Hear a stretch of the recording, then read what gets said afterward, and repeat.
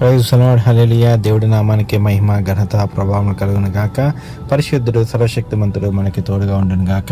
ఆయన కృప నిరంతరము కూడా మనతో ఉండును గాక. ఈ ఉదయకాల సమయంలో దేవుడు మనతో మాట్లాడుతున్న మాట మార్కు సువార్త 9వ అధ్యాయము 25వ వచనము. జనులు గుంపు కూడి తన యొద్దకు పరిగెత్తుకుని వచ్చుట యేసు చూచి, మోగవైన చెవిటి దయ్యమా, వానిని వదిలి పొమ్ము, ఇక వానిలో ప్రవేశింపవద్దని నీకు ఆజ్ఞాపించుచున్నానని చెప్పి ఆ అపవిత్రాత్మలను గద్దించెను. ఆమేన్, హల్లెలూయా. చూడండి, జనులందరూ కూడా యేసు దగ్గరికి వస్తున్నారు. ఎందుకు వస్తున్నారంటే ఏమైందో ఏమో తెలియదు, కానీ వారికి అనారోగ్యములు, సడన్గా బాధలు, సడన్గా మరి అకస్మాత్తుగా మరి మంచంలో పడిపోయి అనారోగ్యంతో బాధపడుతున్నారు. మరి ఆ రోజుల్లో మరి అంత అనారోగ్యంలో మరి పాల్పడుచున్నప్పుడు కూడా ఎందుకు వచ్చిందో కూడా కనిపెట్టే అంత జ్ఞానం వారికి లేదు. మరి ఎందుకు ఈ నిమిత్తంగా ఉన్నాయని వారు ఆలోచించలేరు. ఎందుకు ఆలోచించలేరంటే యేసుక్రీస్తు వారు లేరు కాబట్టి, పరిశుద్ధుడు లేడు కాబట్టి ఈ దురాత్మలన్నీ కూడా ఏంటంటే జనములను ఏలుచున్న అది ఆ రోజుల్లో చీకటి భయంకరంగా ఈ ప్రపంచాన్ని మరి భూమిని ఏలుతుందన్నమాట. ఎందుకంటే పరిశుద్ధుడు లేడు కాబట్టి చీకటి మరీ భయంకరంగా ఏలుచున్నప్పుడు దురాత్మలు విర్రవీగుతున్నాయి.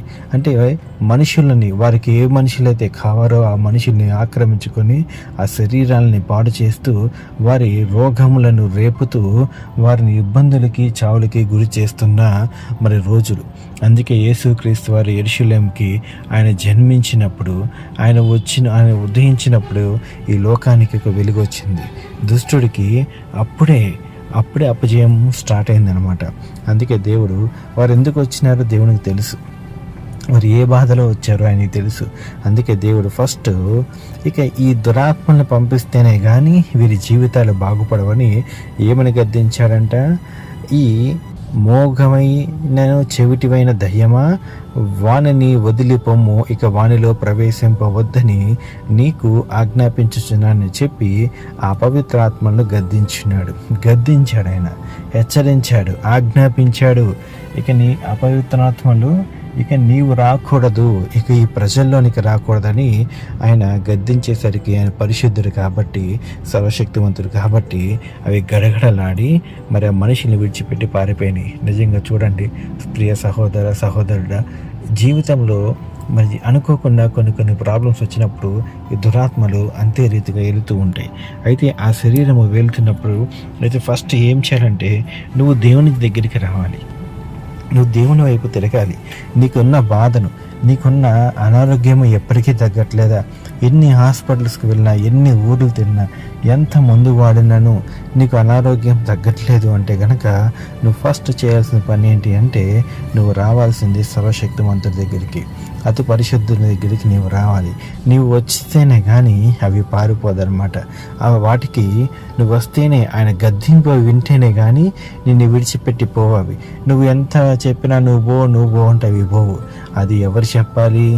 ఆయన చెప్తేనే అవి అవి నీ శరీరాన్ని విడిచిపెట్టి పారిపోతాయి, నీ జీవితాలు బాగుపడతాయి. అందుకే దేవుడు అంటున్నాడు కదా, సమస్తము భారము మోసుకొంచున్న ప్రజలారా నా యొద్దకు రండి, నేను మీకు విశ్రాంతి కలగజేస్తని చెప్తాడు దేవుడు. ఎందుకంటే మీకు తెలియని భారాలు అవన్నీ, ఆ భారాలు మీకు తెలియక మోస్తున్నారు. ఎందుకు మోస్తున్నారో కూడా మీకు తెలియదు. అందుకే దేవుడు అంటున్నాడు, ఆయన దగ్గరికి రావాలంటున్నాడు ఆయన. నిజంగా ఎంతమంది వింటున్నారండి వాక్యము? ఈ వాక్యము జీవం ఉన్నది, జీవమైన వాక్యం ఎంతమంది వింటున్నారండి? చాలా తక్కువ మంది వింటున్నారు. ఎందుకంటే దేవుని వాక్యము అందరికీ అలుసైపోయింది. ఆయన నీతిమంతుడు, సత్యవంతుడు మరి ఉన్నాడు కాబట్టి మరి ఎందరో కొంతమందికే వింటున్నారు, కొంతమంది విడిచిపెడుచున్నారు, వారి జీవితాన్ని వారు పాడు చేసుకుంటున్నారు. ఈ ఉదయకాల సమయంలో నిజంగా ప్రియ సహోదరి, దేవుని వైపు వద్దాం, దేవుని వైపే తిరుగుదాం. ఆయన రక్షకుడు అయిన వైపు, ఆయన యేసు వైపే మనం పరిగెడదాం. చూడండి, మరొకసారి జ్ఞాపకం చేసుకోండి. కొంతమంది నవ్వుకుంటారు, మీరు క్రైస్తవుల, మీరు యేసుని వెంబడిస్తున్నారా నవ్వుకుంటూ ఉంటారు. నవ్వినోడికి మనల్ని చూసి నవ్వేవాడికి ఎన్నో బాధలు ఉంటాయి, మనల్ని చూసి హేళన చేసేవాడికి ఎన్నెన్నో చిక్కుముడులు ఉంటాయి. అవి వాడు తీసుకోలేడు, కానీ క్రైస్తవుల మీద పడి ఏడుస్తూ ఉంటాడు. కానీ ఒకటి, నీ జీవితం బాగుపడాలంటే నీ చేతుల్లోనే ఉంది. నువ్వు జ్ఞానంగా ఆలోచించి, జ్ఞానంగా కనిపెట్టి నువ్వు దేవుని వైపు వస్తేనే నీ జీవితం బాగుపడుతుందన్నమాట. జ్ఞాపకం చేసుకోండి. ప్రతి ఒక్కరూ కూడా మనం ఆలోచన చేసి మనం ముందుకు వెళ్దాం. మరి ఈ వాక్యము దేవుడు జీవించి మన హృదయాల్లో, మనందరి హృదయాల్లో కూడా ఆయన వాక్యాన్ని ఫలింపులాగా మరి మనం కళ్ళు మూసుకుని ప్రార్థన చేసుకుందాం. పరిశుద్ధుడు, సర్వశక్తిమంతుడు, సర్వాధికారి నీకే వందనం రాజా, నీకే స్తోత్రం చెల్లిస్తున్నాం.